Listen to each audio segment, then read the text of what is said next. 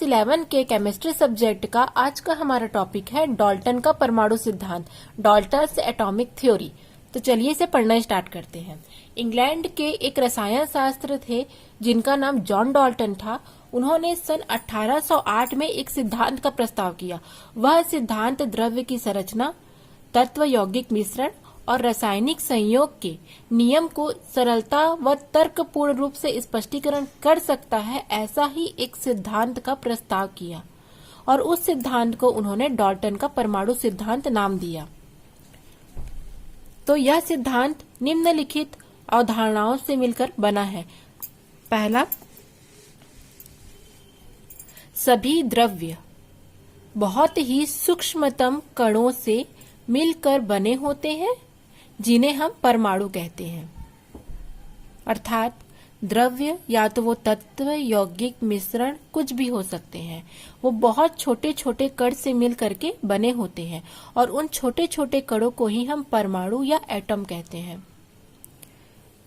दूसरा, परमाणु अविभाज्य सूक्ष्मतम कण है जिसे रासायनिक अभिक्रिया में न तो बनाया जा सकता है और न ही नष्ट किया जा सकता है। कहने का मतलब है कि परमाणु अविभाजित और सूक्ष्म कण है। मान लेते हैं यदि हम एक चौक लेंगे तो उस चौक में असंख्य परमाणु होंगे और यदि उन चौक को यदि हम पीस लें तो पीसने पर वह बहुत छोटे छोटे कणों में विभाजित हो जाएगा, किंतु वह नष्ट किसी भी अवस्था में नहीं होगा। तो उसे ही कहा जा रहा है कि परमाणु को हम विभाजित नहीं कर सकते हैं और वह ना तो रासायनिक अभिक्रिया के द्वारा बनाया जा सकता है और ना ही नष्ट किया जा सकता है।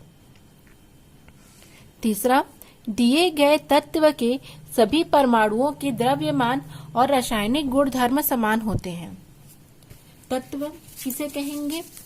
तत्व पदार्थ का शुद्धतम रूप होता है और वह केवल एक ही अणु से मिलकर के बना होता है, जिसे हम रासायनिक विधियों द्वारा अलग नहीं कर सकते और न ही हम उसे और सूक्ष्मतम भागों में विभाजित कर सकते हैं। उसे हम तत्व कहते हैं और तत्व में जितने भी परमाणु होते हैं उनके द्रव्यमान और रासायनिक गुणधर्म समान होते हैं। एग्जाम्पल, अगर हम सोडियम ले लेते हैं, सोडियम धातु तत्व है। सोडियम प्रकृति में शुद्धतम रूप में पाया जाता है। सोडियम में मान के चलिए बहुत सारे परमाणु के कण हैं, बहुत सारे परमाणुओं से मिलकर के सोडियम बना है। तो इनके जो परमाणु हैं इनके आकार द्रव्यमान में किसी भी प्रकार का कोई चेंजेस नहीं होगा और इनके जो रासायनिक गुणधर्म है वो भी समान ही होंगे। अगला है, भिन्न भिन्न तत्वों के परमाणुओं के द्रव्यमान और उनके रासायनिक गुणधर्म भी भिन्न भिन्न होते हैं। जैसे मान लेते हैं सोडियम ले लिया और एक हम पोटेशियम ले लिए, तो सोडियम और पोटेशियम दोनों अलग अलग हैं। इसका परमाणु क्रमांक 11 और इसका होता है 19। तो दोनों तत्व, क्योंकि ये भिन्न भिन्न तत्व हैं, तो इन भिन्न भिन्न तत्वों के द्रव्यमान भी अलग अलग होंगे। इसका द्रव्यमान भी अलग होगा और इसका अलग होगा। इसका 23 और इसका 40 के लगभग होगा।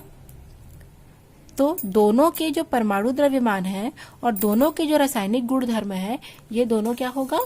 अलग अलग होगा। भिन्न भिन्न प्रकार से इनके द्रव्यमान और रासायनिक गुणधर्म होते हैं। अगला पॉइंट देखेंगे, एक से अधिक तत्वों के परमाणुओं के निश्चित अनुपात में संयोजन से यौगिक बनते हैं। यहाँ पर जल के अणु लिया गया है। एग्जाम्पल, जल के अणु लिया गया है तो एक एटम ऑक्सीजन है और परमाणुओं के 2 एटम हैं, अर्थात 2 परमाणुओं से मिलकर के हमको यहाँ पर अणु बनता है। तो H2 है 1-1 ग्राम, तो 16, 17 और 18 ग्राम। तो यहाँ पर एक यौगिक का निर्माण हो गया।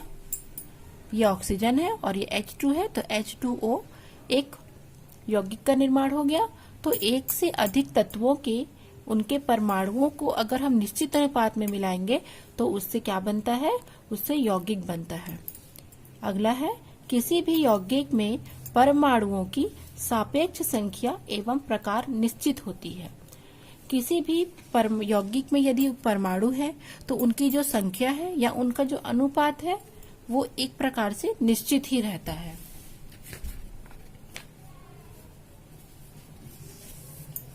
एवं अंतिम है परमाणुओं को किसी भी भौतिक और रासायनिक विधि से हम नहीं बना सकते हैं, जैसे पिछले मैंने बताया है पॉइंट में।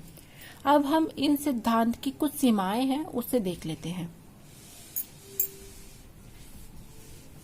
डाल्टन का जो परमाणु सिद्धांत था वह रासायनिक संयोग के सभी नियमों को समझाने में सफल रहा।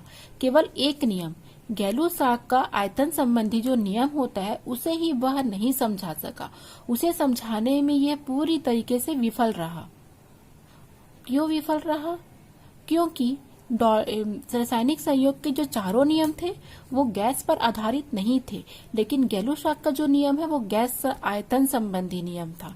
इसीलिए वो चारों नियम को तो सफलतापूर्वक समझा सका, लेकिन अंतिम नियम गैलू-सॉक के नियम को वह समझाने में असफल रहा। तो इस सिद्धांत के द्वारा रासायनिक संयोग के नियमों को भारानुसार तो स्पष्ट कर सकते हैं, परंतु उनके जो गैसीय आयतन संबंधी नियम है उसे स्पष्ट नहीं किया जा सकता। डाल्टन का परमाणु सिद्धांत इसी वजह से दोष युक्त रह गया, क्योंकि वो गैस के संबंधित जो नियम है उसे वो स्पष्ट नहीं कर सका। अगला देखते हैं।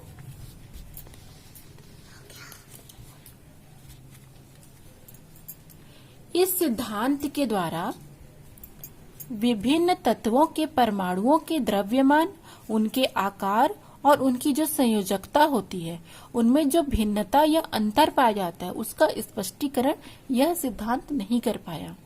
जैसे भिन्न भिन्न तत्व यहाँ हमने लिया था, ये भिन्न भिन्न तत्वों के परमाणुओं के द्रव्यमान अलग अलग होंगे, इनके आकार अलग अलग होंगे और इनकी संयोजकता भी अलग अलग होगी।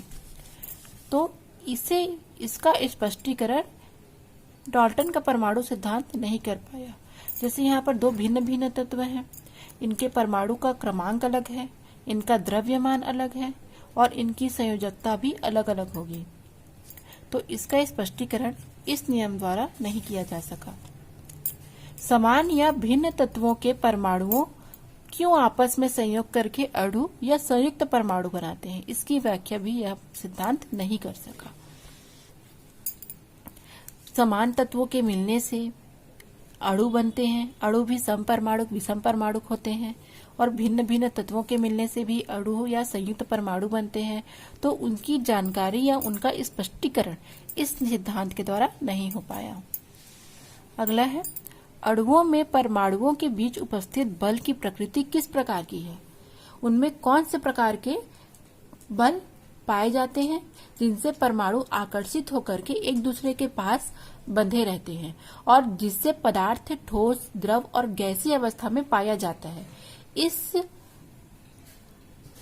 का स्पष्टीकरण इस नियम या सिद्धांत के द्वारा नहीं किया जा सका। और अंतिम है, इस सिद्धांत के द्वारा एक तत्व या यौगिक के सूक्ष्मतम भाग जो कि परमाणु या अणु हो सकते हैं उनके अंतर को यह प्रदर्शित नहीं कर सका। जैसे मान लीजिए एक तत्व लेते हैं कार्बन, एक तत्व लेते हैं ऑक्सीजन, इनके संयोग से कार्बन डाइऑक्साइड बनता है। कार्बन डाइऑक्साइड बनता है। तो कार्बन डाई जब ऑक्साइड बनता है तो कार्बन डाइऑक्साइड बनने से उनके जो कार्बन डाइऑक्साइड एक यौगिक है, तो यौगिक का जो सूक्ष्मतम भाग है या तो वो परमाणुओं या अणुओं से मिलकर बना है, तो उनके में जो अंतर है उसे स्पष्ट नहीं कर सका।